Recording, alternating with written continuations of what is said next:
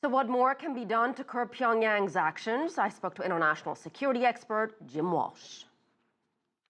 Sanctions alone are not going to solve the problem.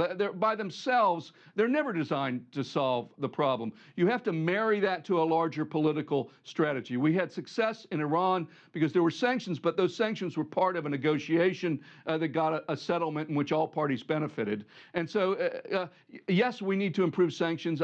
My partner and I have made 11 recommendations on how to do that, but none of that's going to matter unless there's a political strategy, and part of that will be negotiations. It seems you and I, have talked about this many times before. Repeated sanctions are not deterring DPRK from conducting these tests. Certainly, they're not listening to the international community. They're not even listening to China, their closest ally. So give us the bigger picture. What needs to happen? What's next? Yeah, my partner, John Park at Harvard, and I just finished a study this summer looking at North Korea's sanctions and why they aren't working. And we focused in on something we call North Korea Inc.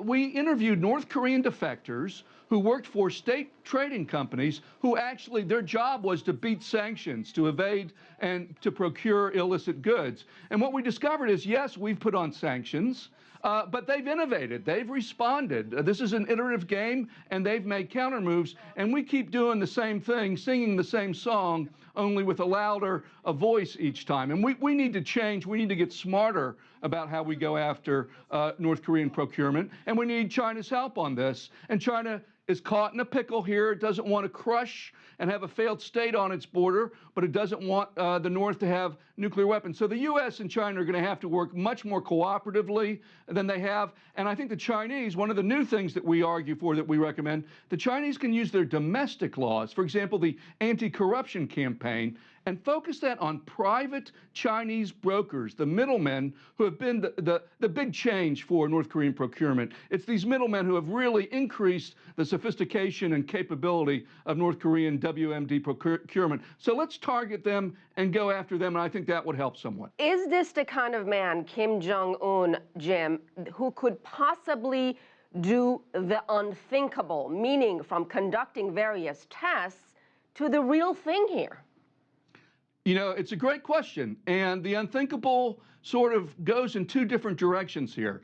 Do I think he would use nuclear weapons? No, not on purpose, because that would be suicide. He would, again, their main objective is to keep power. If they were to use them, it would guarantee that they would be swept from power, and that that country would be wiped away. So I don't think they're going to do it. The danger here is that he's going to make a mistake, or he's going to, come up with a bad idea, and every one of his lieutenants, no one's going to raise their hand and say, "That's a dumb idea, boss," because they don't want to get shot. So I think the risk of accident or misperception, those sorts of things, is a real issue. Now, on the positive side, because he does seem, a little erratic, or is able to change his views, he has been saying over and over again, we're going to be a nuclear weapon state, we're going to be a nuclear weapon state.